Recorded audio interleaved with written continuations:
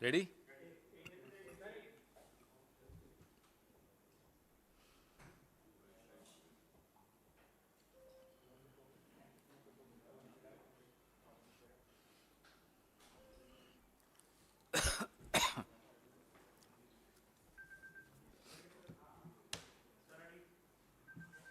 नमस्कार साथियों, नवरात्रि का त्योहार चल रहा है, पावन सप्ताह है और रामलीला का भी मौसम चल रहा है। यहीं से कुछ दूर रामलीला मैदान है। आज से 10 साल पहले रामलीला मैदान में भांति भांति के ठग इकट्ठे हुए मंच पर और पूरे देश को नौटंकी करके अपने जाल में फंसाया। मीडिया 24 घंटे उसको कवरेज देता रहा। नेशन विथ अन्ना, मुझे याद है हेडलाइंस बड़ी बड़ी फ्लैश होता था, जैसे कि एक बहुत बड़ा एक जन आंदोलन बन गया, आजादी का आंदोलन बन गया। और उसका आधार क्या बनाया था? उसका आधार बनाया था सीएजी रिपोर्ट्स को, तथाकथित 2G, कोल। वो तमाम आरोप पिछले 10 साल में साबित हुआ कि बेबुनियाद थे। लेकिन उस रामलीला मैदान में जो भांति भांति के ठग इकट्ठे हुए थे, कुछ उसमें से ठग नहीं भी थे जो आज पछताते हैं कि वो रामलीला मैदान में क्यों गए थे उस वक्त। उन सबका मकसद एक था। उनका मकसद था कि किसी न किसी तरह से डॉक्टर मनमोहन सिंह की साफ छवि के ऊपर कीचड़ उछालना, यूपीए की सरकार को बदनाम करना और विनोद राय नाम का जो सबसे बड़ा ठग, जिसको मैं कहता हूं, उसके द्वारा लिखी गई रिपोर्ट्स को आधार बना के यह पूरी नौटंकी हुई। अब आ जाइए आप 2023 में, अक्टूबर 2023 में। ये वही सीएजी बड़ी मुश्किल से कोई रिपोर्ट्स निकाल पाते हैं। जो 2015 में 55 रिपोर्ट्स निकली थी, 2020 में 14 रिपोर्ट्स निकली। देखिए क्या हालत हो रही है सीएजी की। 2023 में कुछ ऐसी चौंका देने वाली रिपोर्ट्स सामने आई। भारतमाला प्रोजेक्ट, आयुष्मान योजना का जो प्रोजेक्ट था, उनके घपले सामने आए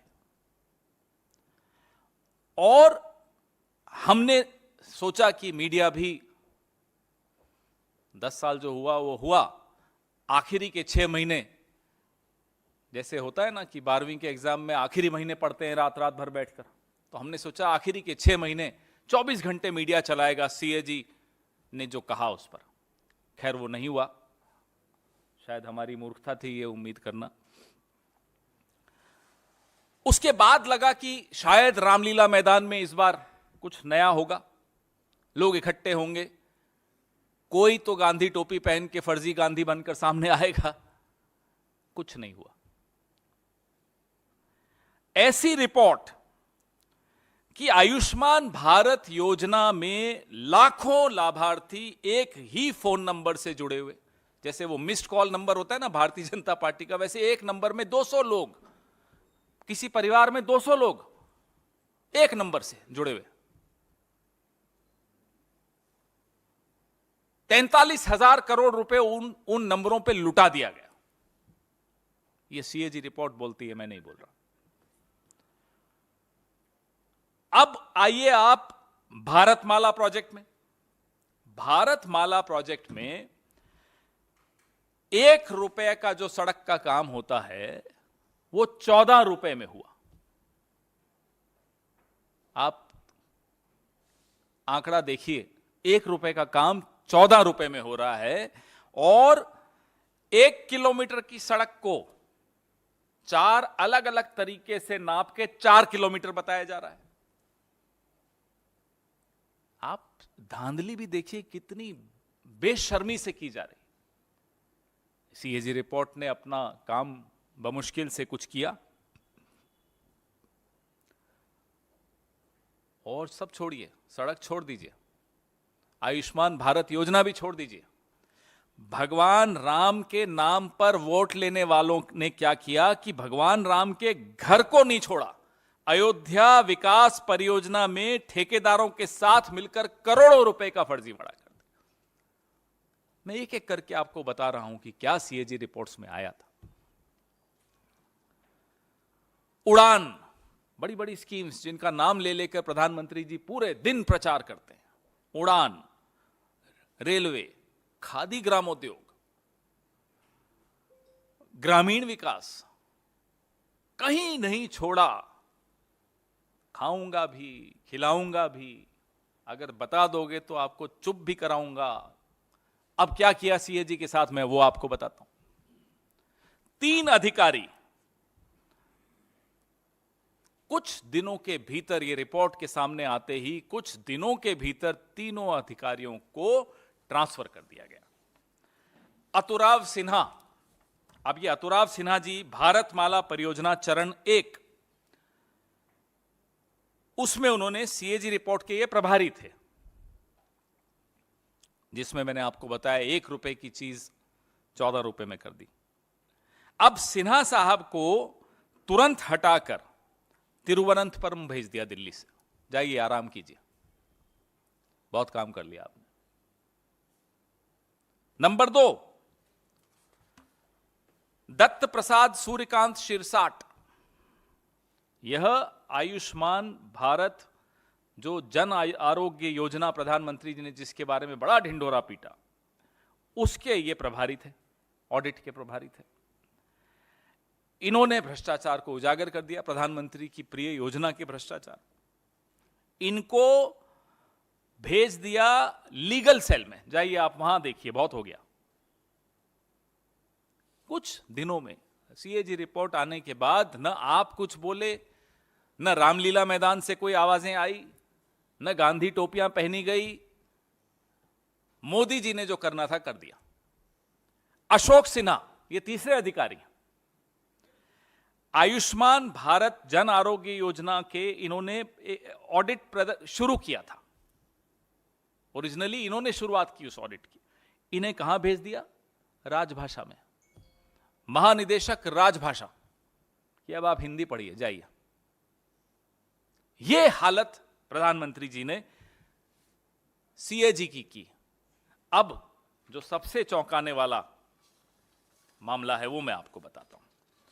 सबसे चौंकाने वाली बात यह है, तबादला तो किया ही, अब एक मेल चली गई, ईमेल चली गई बंबई प्रधान महालेखागार के कार्यालय में कि साहब एक मेल आई है, तमाम ऑडिट फील्ड रिपोर्ट रोक दिया जाए। ये रही वो मेल। गला घोंटना इसको कहते हैं। इसे कहते हैं कैसे किसी संस्था का गला घोंटना कि आवाज नहीं निकले। यह सीएजी की हालत की है इन्होंने। हमारे सवाल है प्रधानमंत्री से, आपके नारे तो हमने बहुत सुन लिए। यह जमीनी काम सारा फील्ड वर्क बंद करने का आदेश किसके निर्देश पर दिया गया? तो मुर्मू जी की जो हालत आपने कर रखी है वो हमें मालूम है। जम्मू कश्मीर के राज्यपाल, में मुर्मू जी मतलब ये वाले मुर्मू जी, वो वाले नहीं, जम्मू कश्मीर के उपराज्यपाल थे, राज्यपाल थे। जब उन्होंने मांग की कि तुरंत चुनाव होने चाहिए, उन्हें हटा दिया गया। अब ये सीएजी हैं, 9 महीने का कार्यकाल बचा है। इन पर किस तरह का दबाव है कि अब वो हस्ताक्षर नहीं कर रहे नई रिपोर्ट्स पर, जब से ये रिपोर्ट्स आई हैं। हम ये जानना चाहते हैं प्रधानमंत्री जी, ये किसके निर्देश पे सीएजी का गला घोंटा जा रहा है? या आपके निर्देश हैं या आपके छोटे भाई के निर्देश हैं जो गृह मंत्री हैं आजकल? निर्देश किसके हैं? किसका दबाव है कि फाइलों पर हस्ताक्षर नहीं हो रहे? हमारा दूसरा सवाल है, कि जो घोटालों को उजागर करते हैं उन सीएजी अधिकारियों का तबादला क्यों किया गया, इसका जवाब इस देश को दीजिए। क्या इसलिए कि वो चुपचाप जहां आप कहते वहां साइन नहीं कर रहे थे? क्या इसलिए कि उन्होंने आपको आईना दिखाया? क्या इसलिए कि आपके तथ्य, आपकी सच्चाई, आपकी हकीकत पूरे देश के सामने रख दी गई? एक स्वायत्त संस्था पर यूं इस तरह से बुलडोजर चलाएंगे आप और देश चुपचाप देखता रहेगा, विपक्ष चुपचाप देखता रहेगा? ये हम बर्दाश्त नहीं करेंगे। इनमें से कुछ अधिकारी तो सिर्फ कुछ महीनों के लिए थे सीएजी में और उनको हटा दिया गया।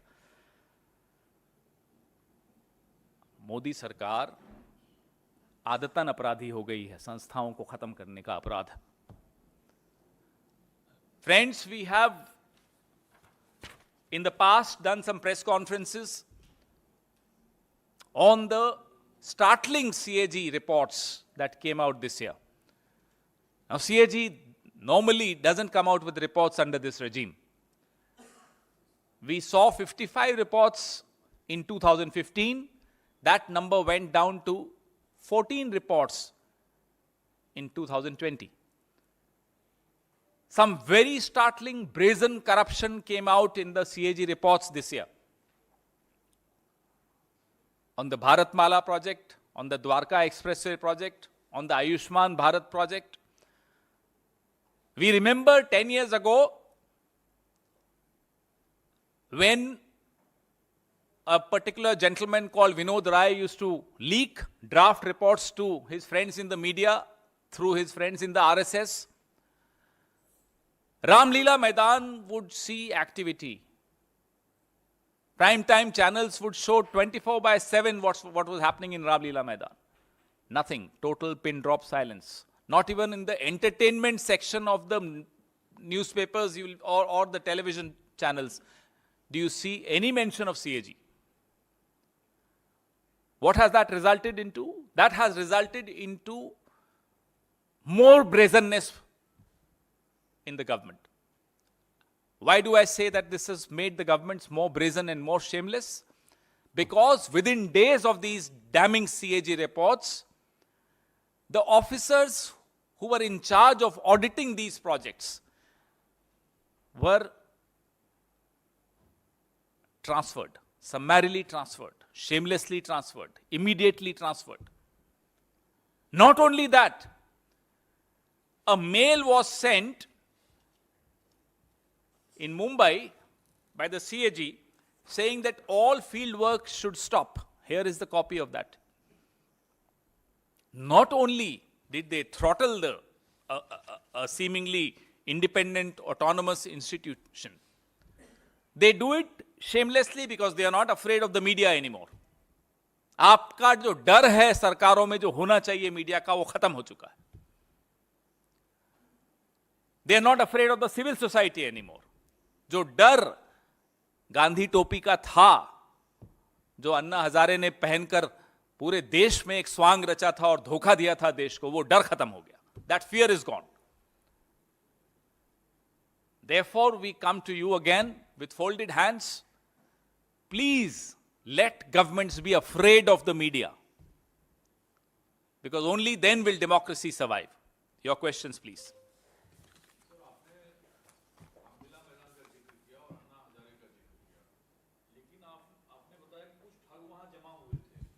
वो ठग कौन थे? दूसरा प्रसंग, आपने कुछ संस्थाओं पर सरकार के मनमानी रवैये का जिक्र किया, लेकिन रामलीला मैदान में जो ठग जमा हुए थे वो कौन थे जिन्होंने अन्ना के नाम का फायदा उठाया? वो आपके सामने है. मैंने कहा कि कुछ ठग थे और कुछ ठग नहीं थे. उनको आभास हुआ कि उन्होंने गलती की, वो अलग हो गए. तो मैंने दोनों बातें आपको बताई. अब आप खुद पता लगाइए कि कौन ठग थे और कौन वो थे जो बेचारे मूर्ख बने, जैसे हम सब मूर्ख बने, आप सब मूर्ख बने. नहीं, अभी क्यों, इसी पे रखिए ना. सीएजी से क्यों डरते हैं? मोदी डरता है, आप क्यों डरते हो?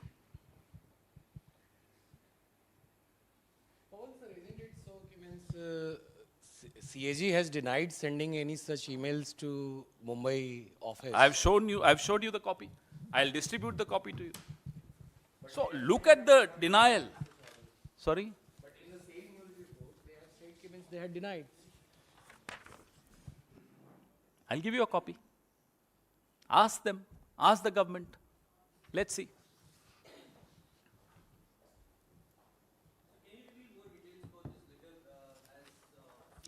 In view of headquarters mail dated 26/9/2023, comprehensive detailed presentation on performance audits and state-specific compliance audits taken up in annual plan 2023-24 has been forwarded to headquarters as directed by them. Pending further clarity in this regard, it is directed that all field audit work related to PAs and SCCAs and TAs may be paused with immediate effect till further orders. Copy भी मिल जाएगी आपको। एक नहीं, मैंने तो आपको पूरी list दे रहा हूं और कड़ी भी है, कई सारी हैं। भारतमाला परियोजना, द्वारका एक्सप्रेसवे, आयुष्मान भारत योजना, NHAI टोल कलेक्शन, अयोध्या विकास परियोजना, ग्रामीण विकास मंत्रालय, HAL, उड़ान स्कीम, रेलवे, खादी ग्रामोद्योग, स्वदेश दर्शन योजना, टी बोर्ड। मैंने आपको 12 का लिस्ट साथ में संलग्न कर रहा हूं।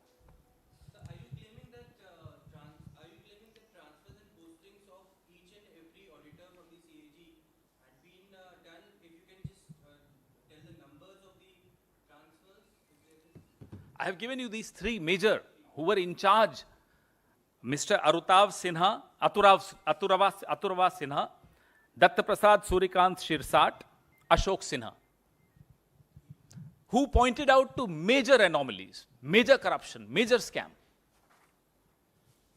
पवन जी, जिस अयोध्या दर्शन योजना का आपने एक सेकंड, हाँ बोलिए। जिस अयोध्या विकास परियोजना का आपने जिक्र किया, उसी के अंदर एक आती योजना स्वदेश दर्शन योजना। सीएजी ने यह भी रिपोर्ट दी है कि उसमें जो है 19 करोड़ का अनुचित लाभ ठेकेदारों को दिया वही गया है। आपको बता रहे हैं। 12 ऐसे उदाहरण तो अभी आपके सामने हैं जहां भ्रष्टाचार की तरफ स्पष्ट इशारा सीएजी ने किया, उस पर कोई कार्रवाई हो। हम सबको यही उम्मीद होती है कि सरकारों को जब आप आईना दिखाते हो तो सरकारें कुछ डर के मारे कोई कार्रवाई करती हैं। यहां उल्टा हुआ, जिन्होंने आईना दिखाया उन पर कार्रवाई हुई। Pawan sir, yesterday we saw Prime Minister inaugurating the Rapidex train and it has been now named as Namo Bharat Express. What do you have to say on the same? Hindi में बोलूंगा, इंग्लिश में भी बोल दूंगा, पहले हिंदी में बोलूंगा। अब प्रधानमंत्री के पद की एक गरिमा होती है, कोई हो प्रधानमंत्री किसी पार्टी को, गरिमा होनी चाहिए। नमो नाम रख दिया साहब गाड़ी का। अब मुझे बताइए, कल को कोई भैंस टकरा गई, ट्रेन का आगे मुंह टूट गया, क्या हेडलाइन बनेगी? मैं नहीं बोलना भी नहीं चाहता, क्या हेडलाइन बनेगी आप बताइए। किसी ने चेन खींच दी और ट्रेन रुक गई, क्या हेडलाइन बनेगी?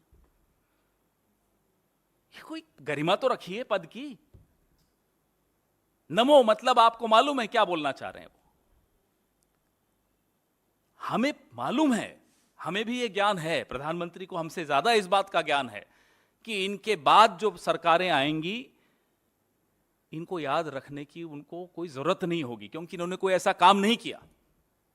तो खुद ही अपने नाम पे ट्रेन कर दी, अपने नाम पे स्टेडियम कर दिया, अपने नाम पे आपको पता नहीं क्या क्या करेंगे। लेकिन जब नाम रख रहे हो आप अपना, चलिए स्टेडियम पे रख दिया आपने नरेंद्र मोदी स्टेडियम, ट्रेन पर तो नमो मत बोलो, क्योंकि अपमान प्रधानमंत्री के पद का होता है। खुदा ना खास्ता कभी भैंस न टकराए नमो एक्सप्रेस से, लेकिन अगर हो गया तो सर उन्होंने बोला है, हेलो, हाँ सर, रिपोर्ट पे वो साइन नहीं करेंगे तो अपने वो घटनात्मक कामों से दूर जा रहे हैं, ऐसा नहीं लगता आपको?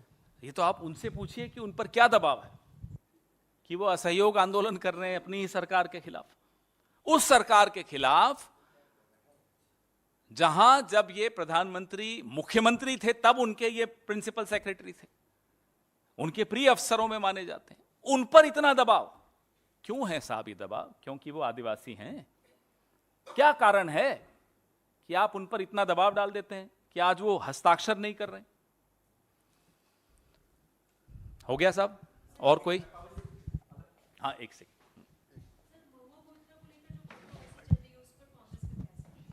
अभी हम थोड़ा स्टडी कर लें, उस पर जवाब देंगे जरूर। हाँ जी।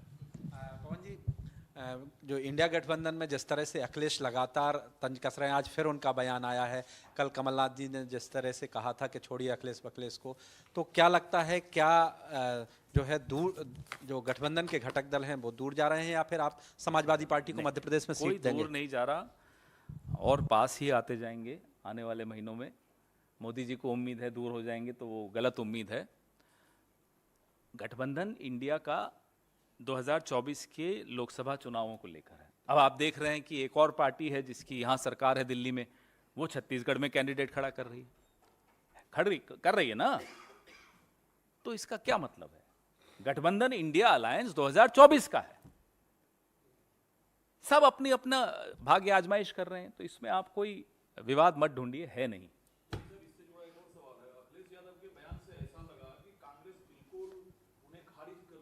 नहीं, कोई किसी को हम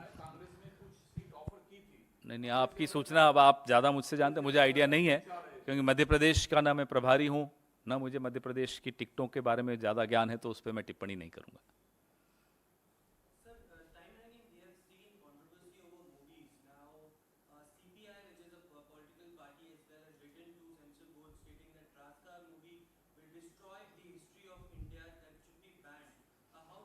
No, I have no idea about this movie. I'm hearing the name of the movie for the first time from you.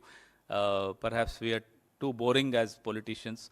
We should get a little less boring and start watching movies. But if I get to know more about this, I'll definitely comment on it. Dhanyavad.